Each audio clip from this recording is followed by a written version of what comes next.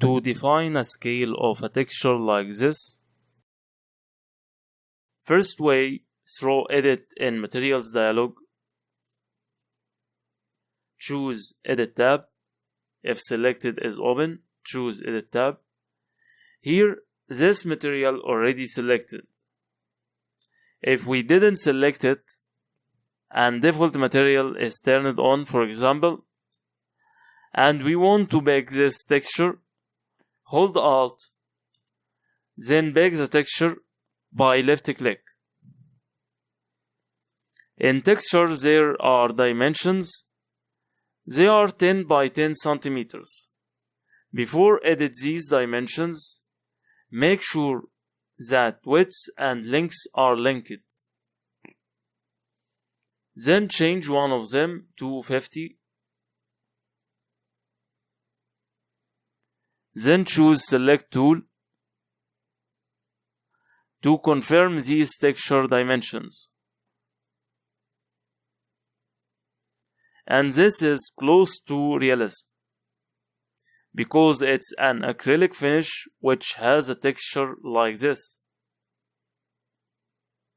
Second way to edit a texture scale, we will get to one of faces which the texture on it, then right click and choose texture, then position. Once we choose position, 4 bins will appear. Each bin has a different color. So to edit the texture scale, we will use this green bin. There are two uses of it: edit the texture scale and the orientation of it. To edit scale with it, we will hold with left click and drag it to inside like so. The texture scale gets smaller, and if we move it to outside, the scale gets larger. To cancel these changes, from right click menu, we will choose Undo. It returns back. To exit this feature, we will press Escape. The third point in our lesson is how to set the texture orientation. This texture, for example, its finish orientation is ideal. It's in a vertical direction.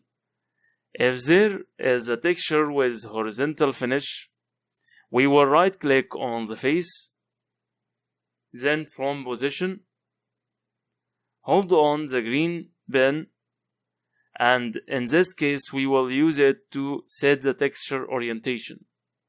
For that, while holding the green bin, rotate the bin like so, and we will rotate it until reach to the direction we want. Undo changes. Not only this way to set the texture direction. While we are on this feature, right click and choose from rotate the angle we want.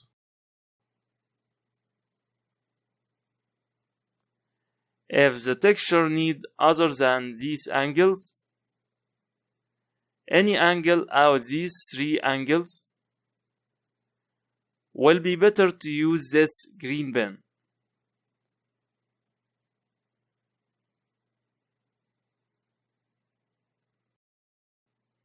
So this is the end of this lesson, and in the next lesson we will see how to create the second acrylic texture, which is close to yellow, and also the texture of this door.